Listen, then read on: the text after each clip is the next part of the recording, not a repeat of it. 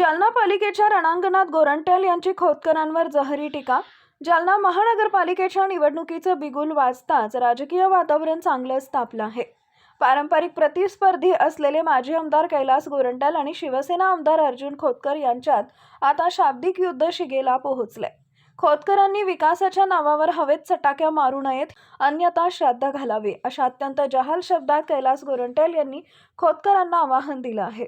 जालना नगरपालिकेचं रूपांतर महानगरपालिकेत झाल्यानंतर ही पहिलीच निवडणूक होतीये. या निवडणुकीत शहराच्या विकासाचा मुद्दा केंद्रस्थानी आहे.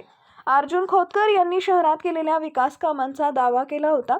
त्यावर पलटवार करताना गोरंट्याल यांनी आक्रमक पवित्रा घेतलाय. ते म्हणाले की केवळ भाषण करून किंवा हवेत बोलून विकास होत नाही. जर खरोखरच विकास कामं केली असतील तर त्याचे ठोस पुरावे जनतेसमोर मांडावेत. जालन्याच्या राजकारणात खोतकर विरुद्ध गोरंट्याल हा सामना नवीन नाहीये. मात्र महानगरपालिका निवडणुकीच्या निमित्तानं हा संघर्ष पुन्हा एकदा उफाळून आलाय. गोरंट्याल यांच्या या ताज्या वक्तव्यामुळे राजकीय वर्तुळात मोठी खळबळ माजली असून आता खोतकर याला काय प्रत्युत्तर देतात याकडे सर्वांचं लक्ष लागलं आहे. या टीकेमुळे आगामी महानगरपालिका निवडणुकीत प्रचाराची पातळी किती टोकदार असेल याचा संकेत मिळत आहेत. सर्वप्रथम मी तुम्हाला हे सांगतो की जालनाने संभाजीनगर पासून प्रत्येक जिथं जिथं महानगरपालिका होतात मॅक्झिमम युती तुटलेली आहे. आणि आता गोरंट्याल आणि खोतकरचा सामना नाही, हे धनुष्यबाण वर्सेस कमलाचा फुलचा वाद आहे, यांचं वार आहे, असं मी समजतोय.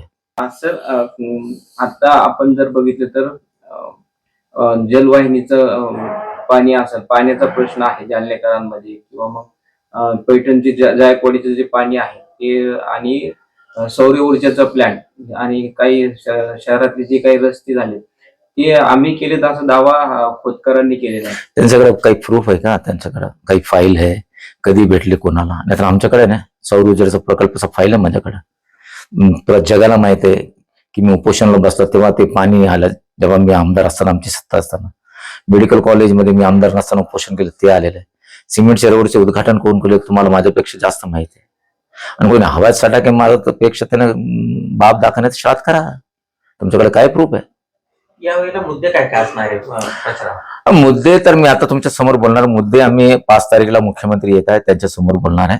कारण काय मॅनिफेस्टो म्हणजे हे काय म्हणजे आता ते म्हणतो ना झेरॉक्स कॉपी काढण्याचे ते पक्के लोक आहे. आम्ही जिथं काय म्हटलं की उद्या तेच बोलणार की मी असं करणार तसं करणार. म्हणून मी सध्या तर ते मुद्दे मी तुमच्या समोर बोलणार नाही.